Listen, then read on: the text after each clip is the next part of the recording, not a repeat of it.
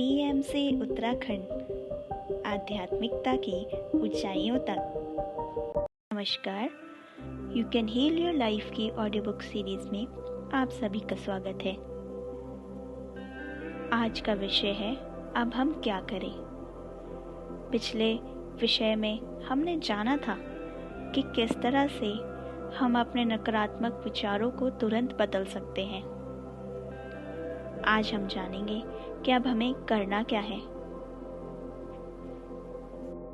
तो जवाब है बदलाव का निर्णय। बहुत से लोग इस स्थिति में अपने जीवन की अव्यवस्था से घबराकर हाथ खड़े कर देते हैं और हार मान लेते हैं। कुछ अन्य अपने आप या जीवन पर क्रोधित हो जाते हैं और वे भी हार मान लेते हैं। हार मानने का अर्थ है यह निर्णय लेना कि अब कुछ भी करना बेकार है और किसी भी प्रकार का परिवर्तन करना असंभव है, तो कोशिश क्यों करें।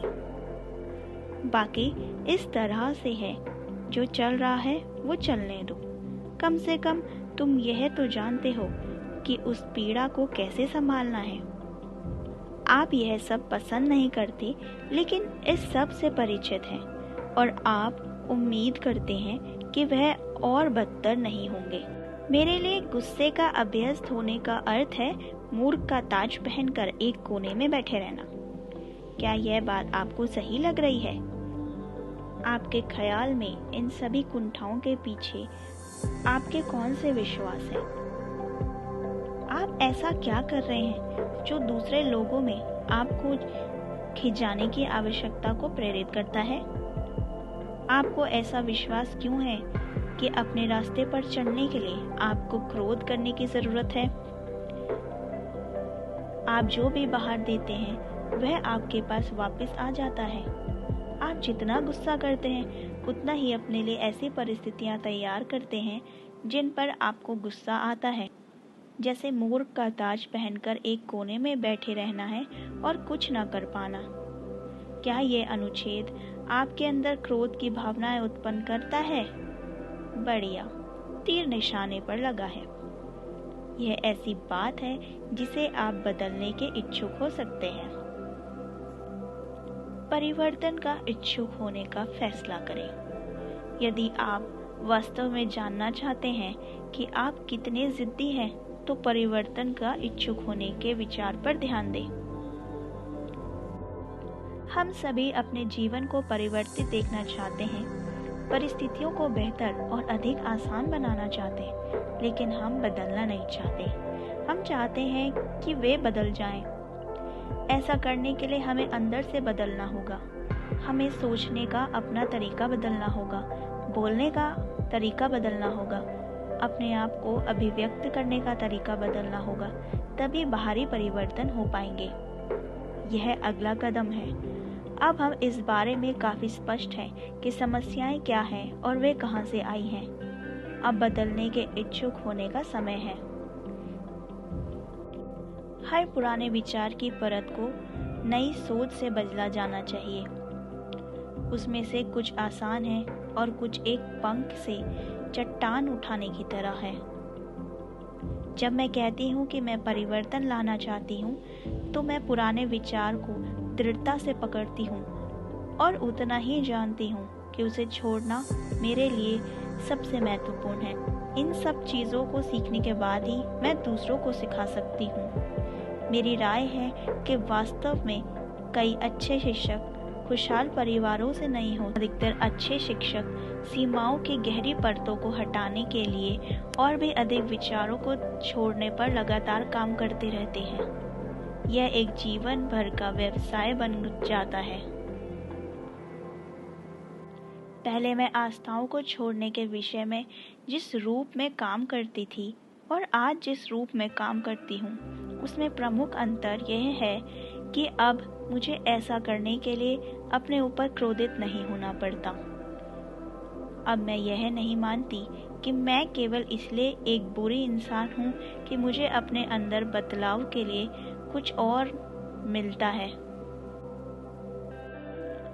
अब मैं अपने मन मस्तिष्क में जो कार्य करती हूँ वे किसी घर की साफ सफाई करने जैसा है।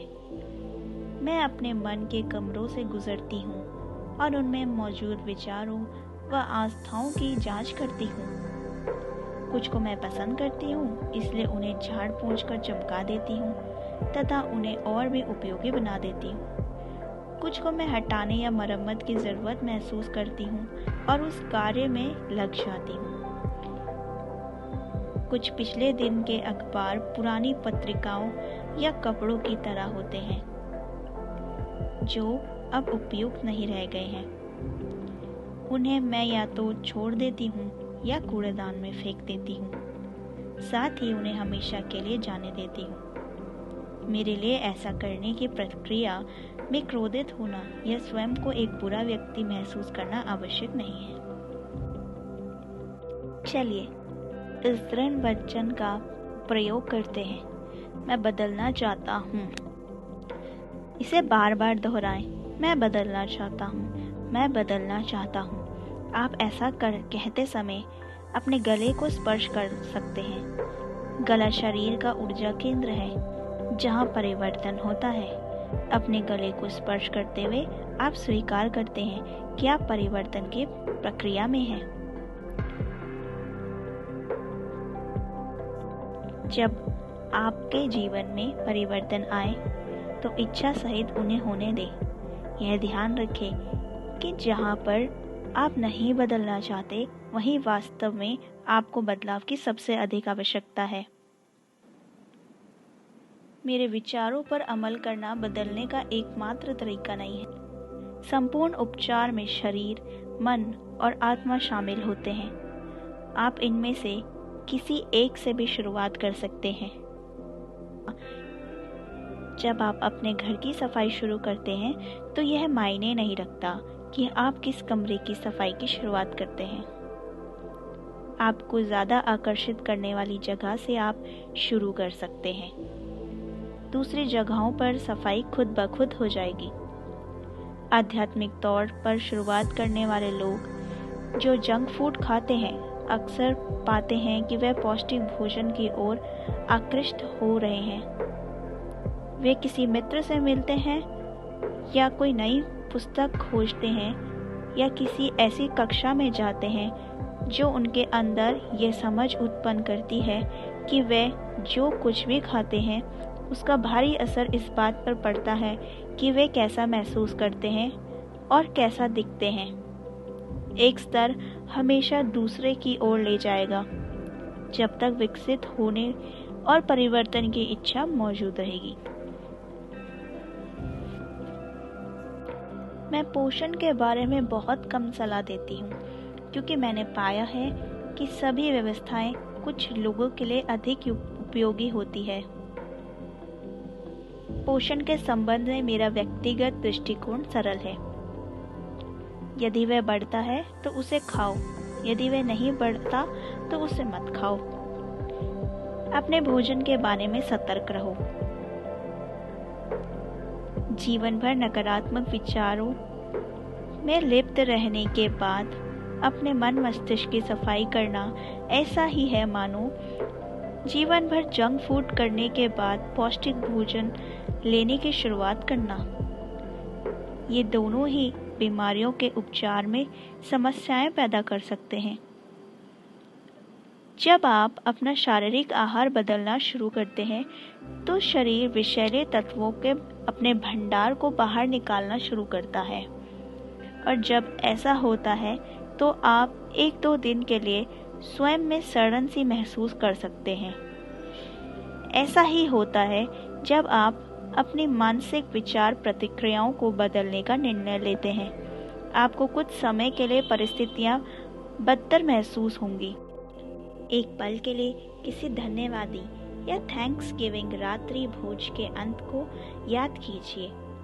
भोजन समाप्त हो चुका है और अब बर्तन को साफ करने का समय है।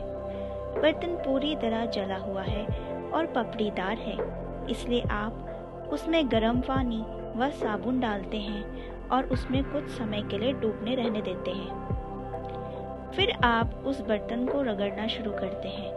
उस समय आपको यह बुरा लगता है जब बर्तन और गंदा लगता है।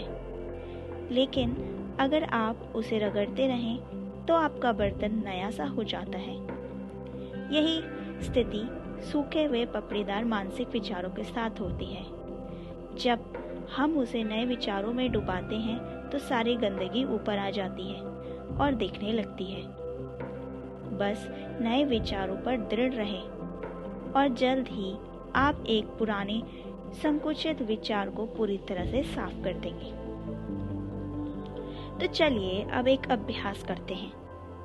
अभ्यास का शीर्षक रहेगा बदलने की इच्छा।